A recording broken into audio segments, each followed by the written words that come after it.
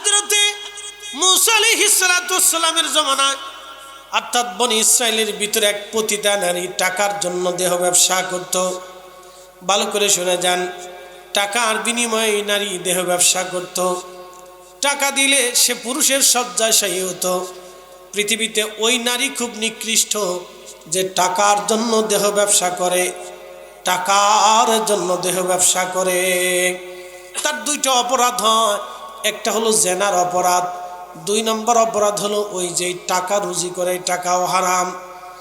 তার জিন্দিগির সব কিছু হারাম, সব কিছু তার জীবনে হারাম। তো পতিতা নারী টাকার জন্য দেহ ব্যবসা করতে লাগলো। একদিন কাস্টমারের জন্য রাস্তার পাশে দাঁড়িয়ে আছে, দেখে একটা কুকুর হাঁপায়া হাঁপায়া দৌড়ায় দৌড়ায় আসতেছে। কুকুর, তৃষ্ণার্ত কুকুর দেখে এই পতিতা নারীর মনে মায়া লেগে গেল, মায়া লেগে গেল, মায়া। ভালো করে বুঝে যান, পতিতা নারীর মনে মায়া লাগলো। আমার রব, আমার আল্লাহ, আমার নবী বলতেছেন, উম্মত রে, মায়া লাগার পরে মহিলার পায়ের মধ্যে চামড়ার মোজা ছিল। এই চামড়ার মোজা খুলে চামড়ার মোজার ভিতরে রশি বেঁধে কুয়ার ভিতর থেকে সে পানি উঠাইলো। পানি উঠাইয়া এই পানি কুকুরকে পানি পান করাইলো। কুকুরকে পানি পান করানোর কারণে কুকুরের তৃষ্ণা মিটে গেল। আমার রসুল বলতেছেন, আল্লাহর একটা সৃষ্টি, তৃষ্ণার্ত একটা সৃষ্টিকে পানি পান করানোর জন্যে আমার আল্লাহর কাছেও মায়া লেগে গেল। সৃষ্টিকে মায়া করার কারণে আমার আল্লাহর দরবারেও মায়া লেগে গেল, মায়া লাগলো। এটাকে বলে এহসান বিল এহসান, দয়ার বিনিময়ে দয়া, দয়ার বিনিময়ে দয়া, দয়ার বিনিময়ে দয়া, ক্ষমার বিনিময়ে ক্ষমা। যেমন হাদিসের ভিতরে এসেছে, তোমার মুসলমান ভাই কোনো বিষয়ে অন্যায় করে ফেলছে, তুমি এই অন্যায়টা জানো, জানার পরেও তুমি তারে নিবৃত্তে এই অন্যায়টাকে সংশোধন করে দিয়েছ, কিন্তু কোনো মানুষের কাছে তুমি বলো নাই, কোনো মানুষের কাছে তুমি বলো নাই। কিয়ামতের ময়দানে আল্লাহ তোমারে ডাক দিয়ে গোপনে তোমারে মাফ করে দিয়ে বলবে, বান্দা, আমার এক মুমিন বান্দার দোষ তুমি গোপন রেখেছিলে, যাও, আজকেও আমি আল্লাহ তোমার দোষ গোপন রেখে তোমারে গোপনে মাফ করে দিলাম। একবার জোরে বলা যাবে কি আল্লাহু আকবার? এটার নাম দয়ার বিনিময়ে দয়া, ক্ষমার বিনিময়ে ক্ষমা, গোপনের বিনিময়ে গোপন, গোপনের বিনিময়ে গোপন। হাওয়া ঠাকুরগাঁওবাসী খুব ভালো করে শুনে যাবেন, আল্লাহর বান্দা বান্দির উপরে আল্লাহর দয়া হয়ে গেল। আল্লাহর নবী বললেন, আমার আল্লাহ এতটাই দয়া করলো, তার সারা জীবনের জেনার গুনাহ আল্লাহ মাফ করে দিল, সারা জীবনের হারাম রুটি রুজি আল্লাহ তারে মাফ করে দিল, সারা জীবনের নাপাকি কাজ ক্ষমা করে দিয়ে আমার আল্লাহ, আমার রব তারে পবিত্র বানাইয়া আমার আল্লাহ তারে জান্নাতি বানাইয়া দিল। একটা জবান বন্ধ থাকবে না, জোরে বলেন আল্লাহু আকবার। পতিতা নারী কুকুরকে পানি পান করে জান্নাতে চলে গেল।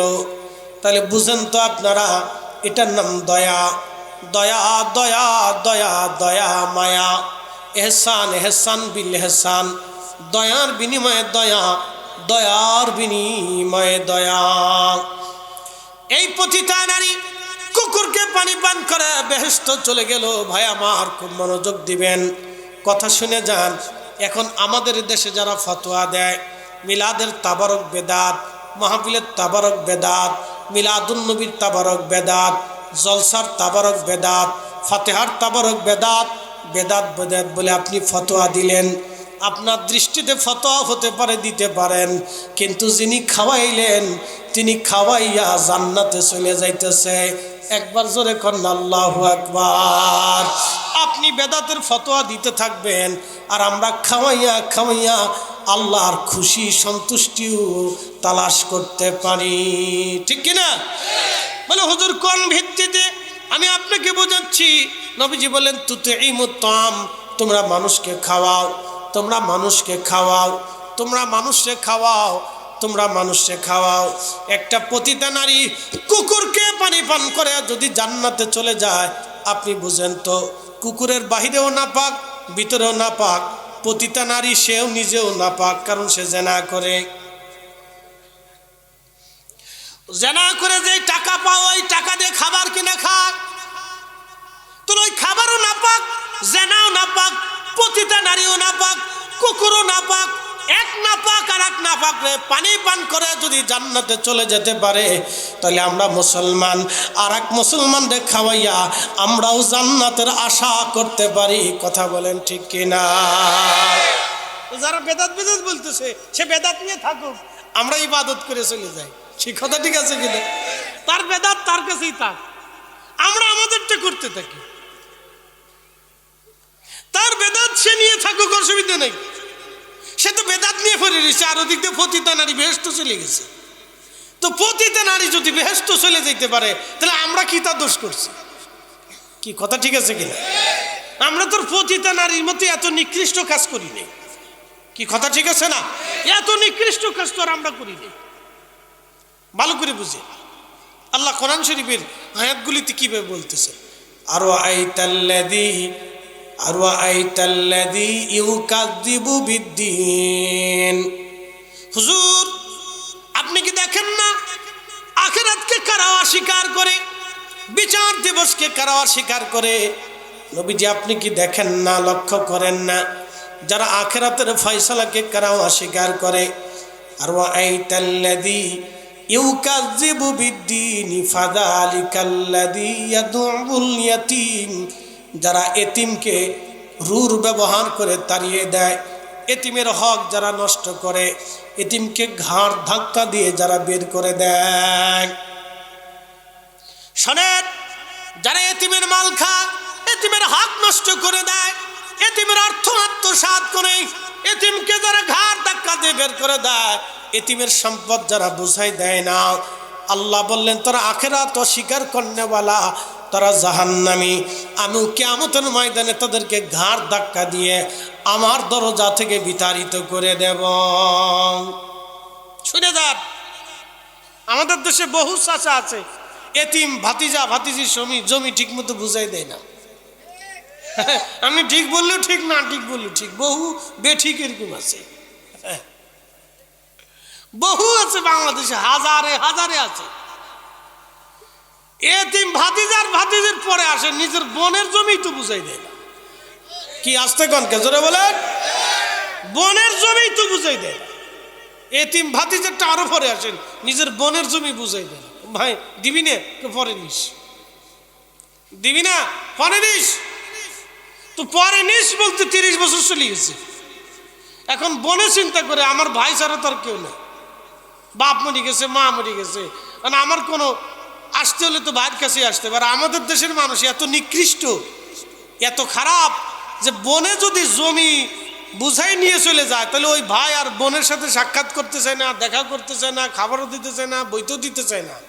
আর যারা ভাতিজা আছে, ওরে বাপরে বাপ, ফুফুরে মনে হয় যে একবারে ডাইনি, ফুফু একবারে খুব খারাপ, ফুফু আমার কাছে জমি নিয়ে গেছে। তোমার বাপেরটা লইছে, তোমার বাপেরটা লয় নাই, ফুফু তার আল্লাহর আইনে তার অধিকারে তার নিজেরটা নিয়ে গেছে। কি কথা কন না কা? ফুফু তার নিজেরটা নিছে, তোমারটা নেই নাই। ফুফু তার নিজেরটা নিছে, কারো ব্যক্তিগত সম্পদ নেই নাই, ফুফুরটা নিজেরটা নিজে নিচ্ছে। আল্লাহর আইনে ফুফু যেটা ভাবে হেঁটে লেগে গেছে গা। মনে হয় যে ফুফুর থেকে আর বড় দুশ্মন দুনিয়াতে নাই। এটার নাম মেড ইন বাংলাদেশ। এটা ধর্ম বুঝে না, দিনও বুঝে না, কোরআনও বুঝে না, মাসলাও বুঝে না। খুব মনোযোগ দেবেন। ঠাকুরগাঁওবাসী, রব্বুল আলামিন আমার রব আমার আল্লাহ পাক এরপরে বললেন, ওয়ালা ইয়াহুদ্দু আলা তাআমিল মিসকিন। যারা মিসকিনকে খাদ্যদানে অনুৎসাহিত করে, যারা মিসকিনকে খাদ্যদানে যারা অনুৎসাহিত করে, নিজেরাও খাওয়াবে না, অন্যকেও খাইতে দেবে না, নিজেরাও খাওয়াবে না, অন্যকেও খাইতে দিতে চাবে না, এমন মিসকিনকে খাদ্য দানে যারা অনুৎসাহিত করে তারা কিয়ামতের ময়দানে বিতাড়িত হবে। কিয়ামতের ময়দান তারা অস্বীকার করে, আল্লাহর আদালতকে তারা অস্বীকার করে, তারা জালিম। এই জালিম থেকে আল্লাহ আমাদের হেফাজত করুক, জোরে বলেন আমিন। আল্লাহুম্মা সাল্লি আলা, আহা জবান খুলে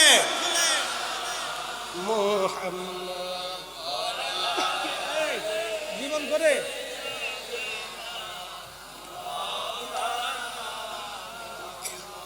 আল্লাহুম্মা সাল্লি আলা, চলবে একটু কাপ থাকলে মুক্তি সব একটু দাও।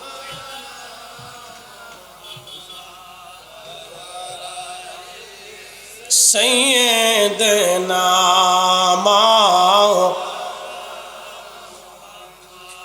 মানুষ হইয়া ভবেতে আসিয়া মানুষের করিলাম কি, মানুষ হইয়া ভবেতে আসিয়া মানুষের করিলাম কি। ও নবী না মানিলাম কি যে ভুল করিলাম, নবী না চিনিলাম কি যে ভুল করিলাম, ভস্মে ঢালিলাম ঘি। মানুষ হইয়া ভবেতে আসিয়া মানুষের করিলাম কি, মানুষ হইয়া ভবেতে আসিয়া মানুষের করিলাম কি।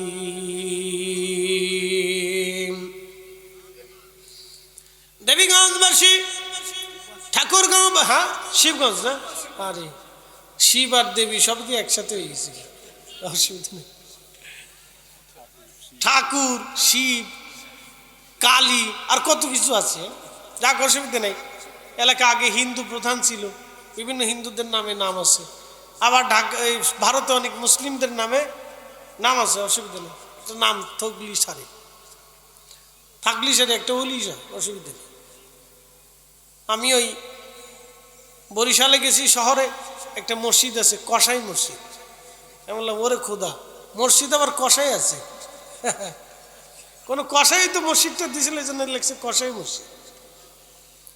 ময়মনসিংহ যেতে সময় এক জায়গায় বলো মা মসজিদ, যাক বেটা মারে খুব ভালোবাসে, নাম দিয়েছে মা মসজিদ, অসুবিধা নেই, যে কোনো নামে মসজিদ।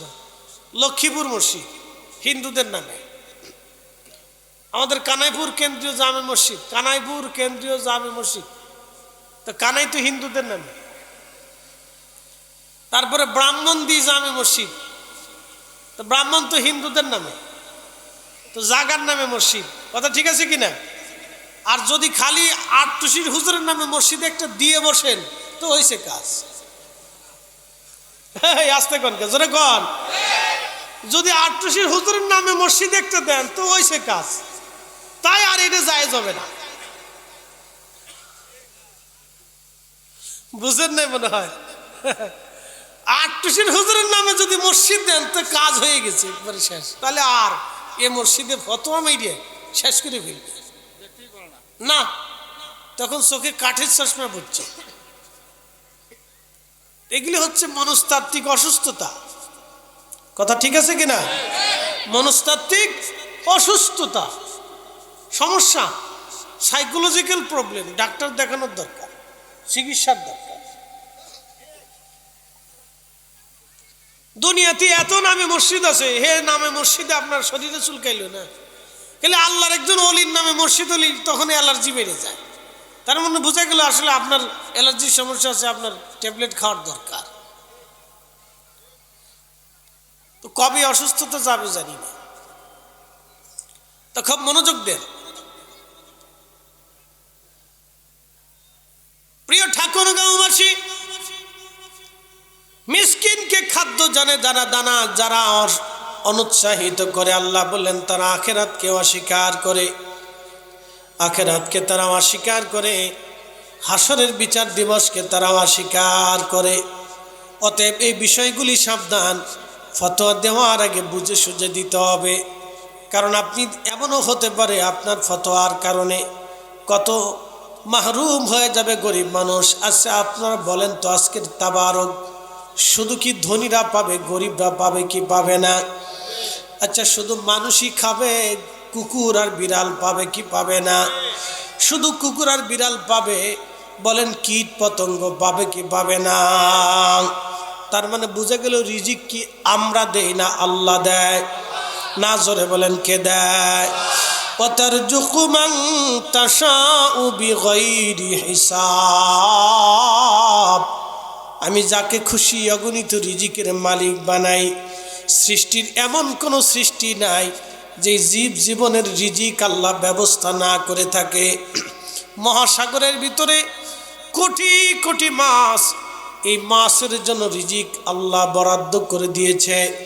জঙ্গলের ভিতরে হাজার হাজার প্রজাতির জীব জীবন আছে। প্রত্যেকটা জীব জীবনের জন্য আল্লাহ রিজিকের ফয়সালা করে দিয়েছে।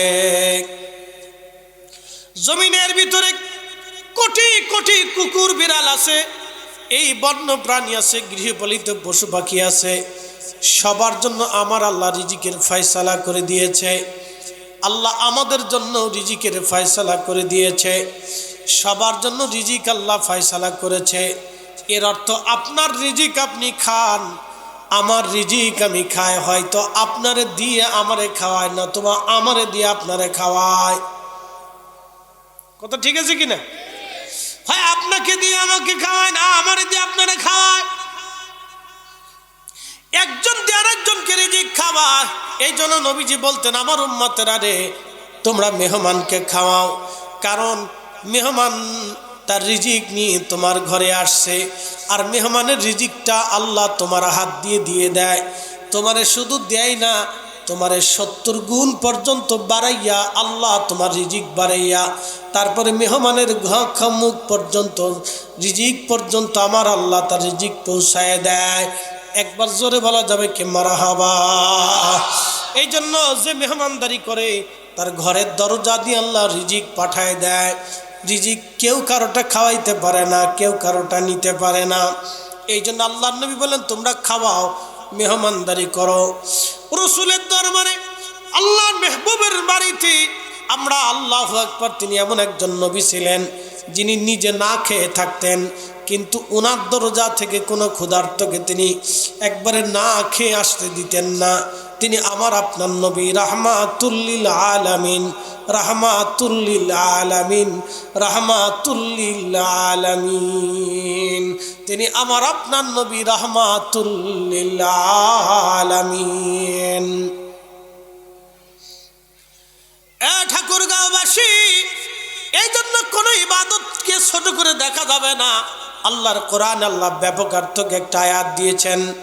আল্লাহ বলছেন, ফামাইয়া আমাল মিসকালা যাররাতিন খায়রান ইয়ারা ওয়া মাইয়া আমাল মিসকালা যাররাতিন শাররান ইয়ারা। অনুপরিমাণ নেকের কাজ যদি তুমি করো, তারও বেনিফিট আমার আল্লাহ দিয়ে দেবে। আর অনুপরিমাণ গুনার কাজ যদি করো, তারও প্রতিদান আল্লাহ তোমারে দেখায় দিবে। অতএব গুনাহ যত ছোট হোক করব না, নেকের কাজ যত ছোট হোক ছাড়ব না। গুনাহ যত ছোট হোক করব না, নেকের কাজ যত ছোট হোক ছাড়ব না। আল্লাহ তৌফিক দান করুন, জোরে বলেন আমিন। বন্ধু আমার, সাহাবীদের ভিতরে এইরকম ছিল, নেকের কাজ যত ছোট হোক তারা ছাড়তো না। এই আয়াতের তাফসীরের ভিতরে আসছে, ইমাম ইবনে কাসির লিখেছেন, আল্লাহর নবী বলেন, আমার উম্মতেরা তোমরা জাহান্নাম থেকে বাঁচো, জাহান্নাম থেকে বাঁচো। তোমরা তোমার ভাইকে একটা খেজুর খাওয়াইয়া হলেও জাহান্নাম থেকে তুমি বাঁচার চেষ্টা করো। সাহাবীরা, যদি তোমার ঘরের মধ্যে কোনো খেজুর না থাকে সাহাবী, তাহলে তোমার ভাইয়ের সাথে মুস্কি হাসি দিয়ে হলেও তুমি জাহান্নাম থেকে বাঁচো। যদি খেজুর না থাকে তাহলে মুস্কি হাসি দাও, মুস্কি হাসি দিয়ে হলেও এই সৎকার সওয়াব নাও, মুস্কি হাসি দিয়ে হলেও তুমি জাহান্নাম থেকে বাঁচার চেষ্টা করো। আমরা সেই ফতোয়া নিয়ে, আর আল্লাহর নবী ব্যাপকভাবে বলে দিয়েছেন, তোমরা মানুষকে খাওয়াও, খাওয়াইলে একটা খেজুর দিয়ে হলেও তোমরা মানুষকে খাওয়াইয়া জাহান্নাম থেকে বাঁচার চেষ্টা করো। করো। ভাই আমার, আল্লাহ রাব্বুল আলামিন বান্দাকে, মানুষকে যখন আল্লাহর কাছে নিয়ে চলে যান, খুব মনোযোগ দিবেন। ইমাম আবু হামেদ গাজ্জালি রহমাতুল্লাহ আলাইহি বিশ্ববিখ্যাত ইমাম ছিলেন। নিজামুল মুলক অর্থাৎ সেলজুক সাম্রাজ্যের একজন উজির আজম ছিল, খুব প্রভাবশালী উজির নিজামুল মুলক। এই নিজামুল মুলকের এই মাধ্যম দিয়ে একটা মাদ্রাসা বানানো হয়। মাদ্রাসার নাম মাদ্রাসায়ে নিজামিয়া। এই মাদ্রাসায় 60,000 ছাত্র ছিল তৎকালীন জমানায়। এক আর দুইজন না, 60,000 ছাত্র ছিল।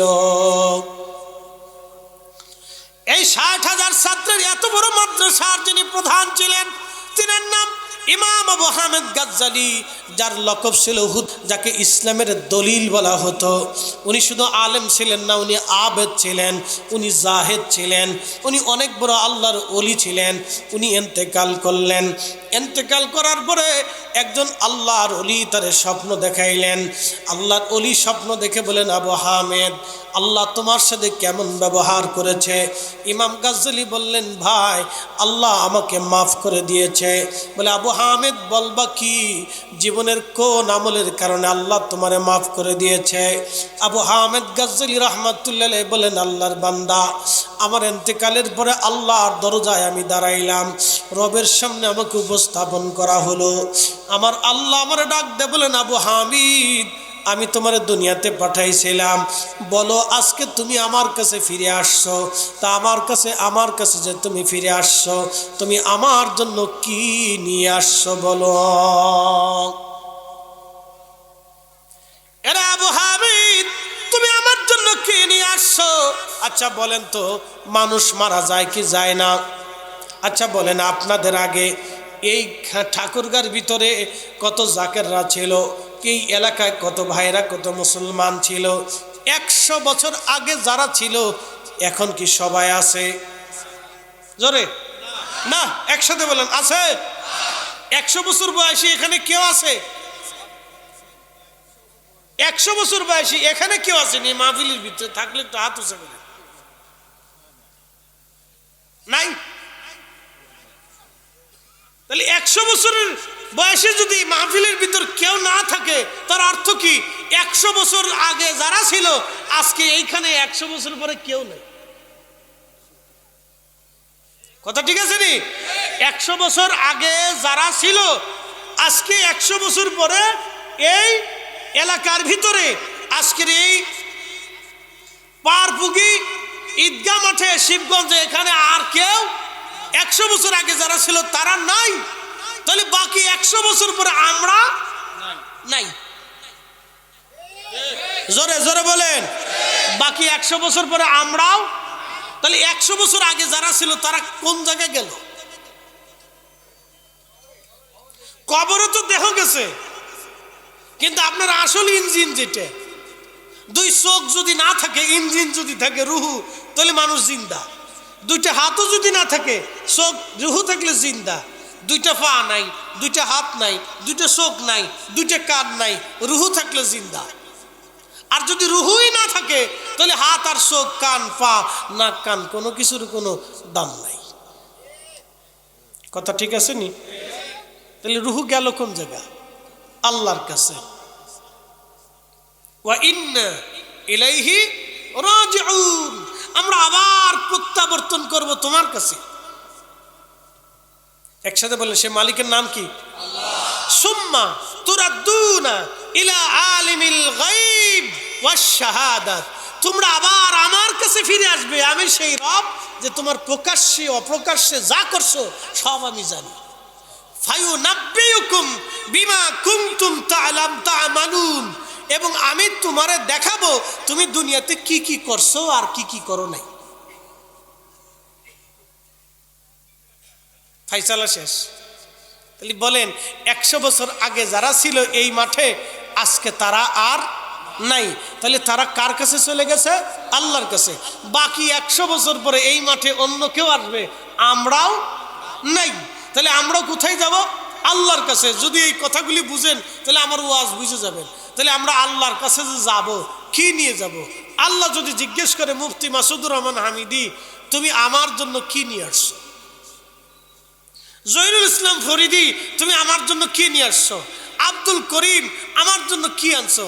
আব্দুর রহিম, তোমারই তো আমি দুনিয়াতে পাঠাইছিলাম, তো তুমি তো আমার কাছে আসছো, তো কি নিয়ে আসছো?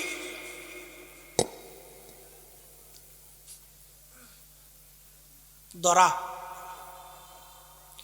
যদি বলি আল্লাহ নামাজ আনছি, তাহলে বলবো জীবনে যত নামাজ ছাইড়ে দিছো ওইটার হিসাব দাও। আস্তে খনকে ঠিক জোরে বলেন। আপনারা আসেননি? একটু হাত লাড়াচাড়া দেন তো দেখি, আসেন নাকি দেখি, দেখি একটু লাড়াচাড়া দেন দেখি। রাত তো অনেক হয়ে গেছে। আল্লাহু আকবার। জিন্দাবাদ জিন্দাবাদ জিন্দাবাদ।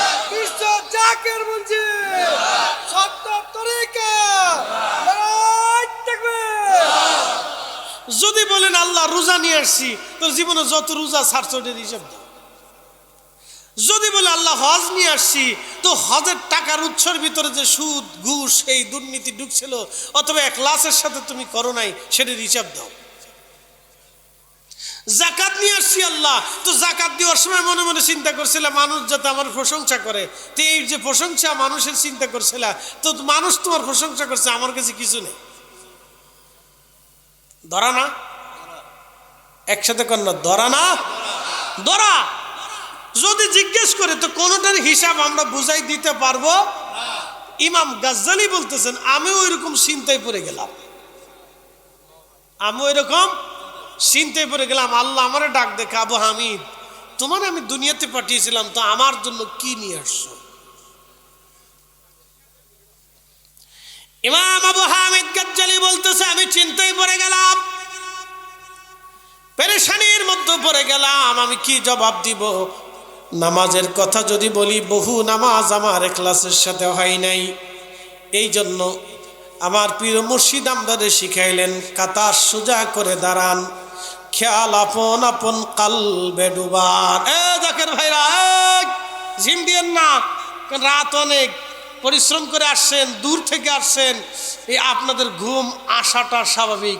আর আমার ওয়াজ হলো মিষ্টি, যত মিষ্টি বেশি খাবেন ঘুম তত বেশি আসবে, ডায়াবেটিস তত বেশি ধরবে। এই জন্য আমার ওয়াজ অনেকেই ঘুমের ওষুধও বানিয়েছে। আমি সিলেটে গেছি, এক ইমাম সাহেব হুজুরকা আইসে বলতেছি, ফরিদি সাহেব, খিদা জাদু হল্লাহ বাসনা,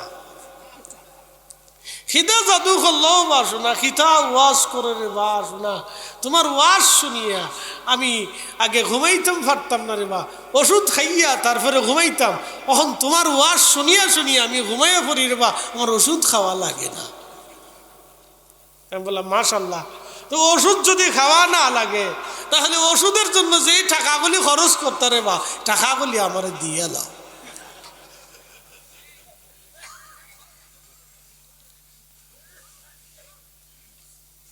তো মিষ্টি ওয়াজ না, অনেকে ঘুমের ওষুধ বানাইছে, বানানো অসুবিধা নেই, বালা। এই জন্য আমার ওয়াজে বেশি রাত্রে একটু তন্দ্রা আসে, জিম আসে। আবার শুনেন, ভালো করে শুনেন, হুজুর বললেন কাঁথার সোজা করে দাঁড়ান, খেয়াল আপন আপন কালবে ডুবান, খেয়াল কালবে, কাল আল্লাহর দিক। জোরে বলেন কাল কোন দিকে? জোরে বলেন কোন দিকে? আল্লাহর দিকে। সবার কাল থাকেনি, অনেকের কাল চলে যায় জুতার দিকে। কি হাসতে কনকে? এই জন্য মসজিদ কমিটি বিপদে পড়িয়া সামনে জুতার বাক্স দিয়ে দিচ্ছে, জুতা সামনে নিয়ে আল্লাহর সেজদা দেন, তো চিন্তা করেন না যে জুতা সরে লয়ে গেছে। অনেকের কাল চলে গেছে গরু ছাগলের দিকে। কি কথা ঠিক আছে নি? অনেকের কাল চলে গেছে ছোটকালে কার বাড়ি তেঁতুল চুরি করে খাইছিল, বড়ই চুরি করছিল, এইটার দিকে। অনেকের কাল চলে গেছে দোকানের দিকে, যে কাস্টমার ফিরে চলে গেল কিনা। এক ইমাম সাহেব হুজুর 3 রাকাত পরে সালাম ফিরেছে, ভুল হইতেই পারে। মুসল্লিদেরকে বলতেছে, মুসল্লিরা নামাজ কেমন কেমন যেন মনে হচ্ছে। কেমন?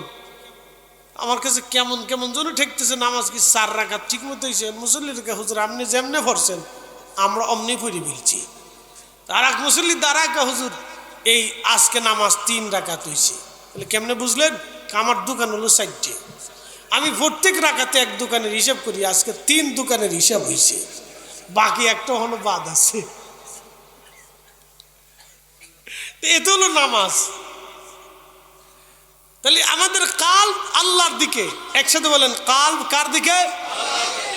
কাল্ব কি আল্লাহর দিকে থাকে? থাকে না। কাল চলে যায় জুতার দিকে, কাল চলে যায় দোকানের দিকে, কাল চলে যায় জমির দিকে, কাল চলে যায় ছোটকালের দিকে, কাল চলে যায় ওই স্ত্রীর দিকে, কাল চলে যায় সন্তানদের দিকে, কাল চলে যায় জমি জমা অর্থবিত্ত সম্পদের দিকে, কাল চলে যায় দুনিয়াদারির দিকে।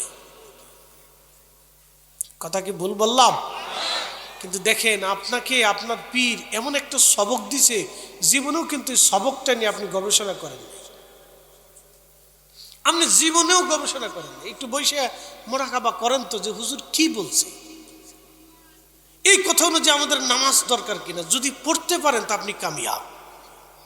আল্লাহ কোরআনে এই অর্থটাও এইভাবে যদি পড়তে পারেন তা আপনি কামিয়াব কিভাবে? আল্লাহ কোরআনে সূরা মুমিন আল্লাহ ওয়াজ করছে, قد أفلح المؤمنون الذين هم في صلاتهم خاشعون।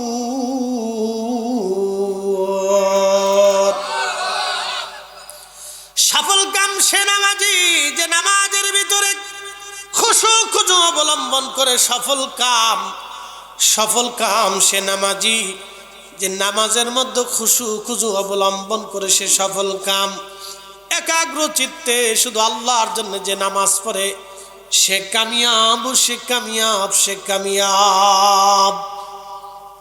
দেখেন 1450 বছর আগে আল্লাহর কোরআন কিভাবে বলল, এই কোরআনের কথাটাই হুজুর কেবলা ছন্দকারে আপনারে শিখাইলেন। এই কোরআনের বাক্যটাই ছন্দকারে হুজুর আপনারে শিখাইলেন। কাল্ব আল্লাহর দিকে, আল্লাহ হাজির নাজির, আল্লাহ দেখতেছেন বান্দার দিলের হাল। কাল্ব আল্লাহর দিকে ফিরায় রাখলে নামাজ আল্লাহ মনে থাকে।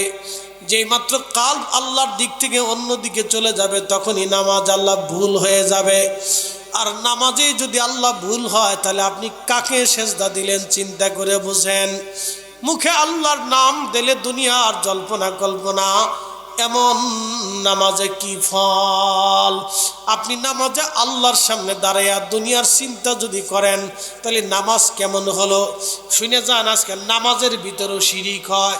প্রশ্ন রাখবেন ফরিদি সাহেব, নামাজের মধ্যে কিভাবে শিরিক হয়?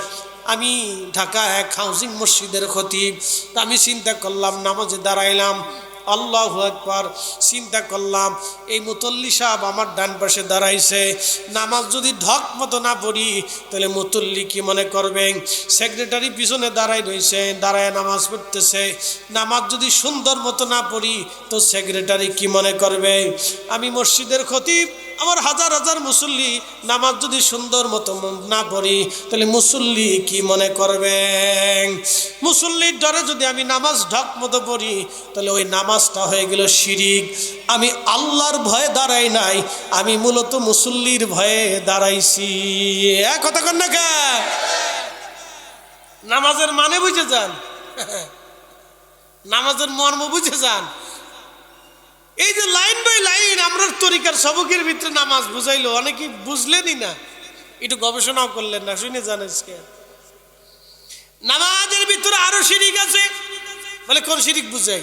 সালিশ দরবারে গেছে অনেকে, তো সালিশ দরবারে তার সবাই নামাজ পড়ে না। তো ইমাম সাহেব বললো, হুজুর বললো, তো আপনারা সালিশ দরবার পরে করেন, জোহরের আজান দিছে, আসেন আমরা নামাজটা আদায় করিনি। তো এর ভিতরে অনেকেই আছে নামাজ কালাম পড়ে না, আসরেও পড়ে না, মাগরিবও পড়ে না, এশাও পড়ে না, শুধু জুমারটাই যায়। তো হাতে চিন্তা করলো, এখন যদি নামাজে না যায় তো সমাজ কি বলবে? সে কি মসজিদে আল্লাহর ভয়ে গেছে না সমাজের ভয়ে গেছে? এই নামাজ হচ্ছে শিরিকের নামাজ। সে আল্লাহর ভয়ে যায় না, মূলত সমাজরে ভয় করছে। আস্তে কোন কাজরে। আর একটা নামাজ আছে বিয়াই নামাজ। বিয়াই বাদ নতুন গেছে, চিন্তা করলো বিয়াই যদি ডাক দিছে বিয়াই আসে না, আমরা মসজিদ খুব ভালো, আসরের আজান দিছে, নামাজটা পড়ি আসি। বিয়ে চিন্তা করলো নামাজ যদি না পড়ি বিয়াই কি মনে করবে? এতে কি আল্লাহর ভয়ে গেছে না বিয়ের ভয়ে গেছে? নামাজ শেষ। আল্লাহ এই জন্য কোরআন ওয়াজ করলেন, ফামাইলুল লিল মুসাল্লিন আল্লাযীনা হুম আন সালাতিহিম সাহুন।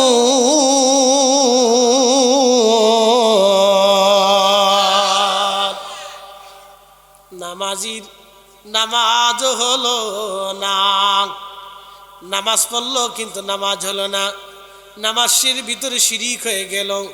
এই জন্য সারাটা জীবন হুজুর শিখাইলেন কাতার সোজা করে দাঁড়ান, খেয়াল আপন আপন কালবে ডোবান, খেয়াল কালবে কালব আল্লাহর দিকে, আল্লাহ হাজির নাজির।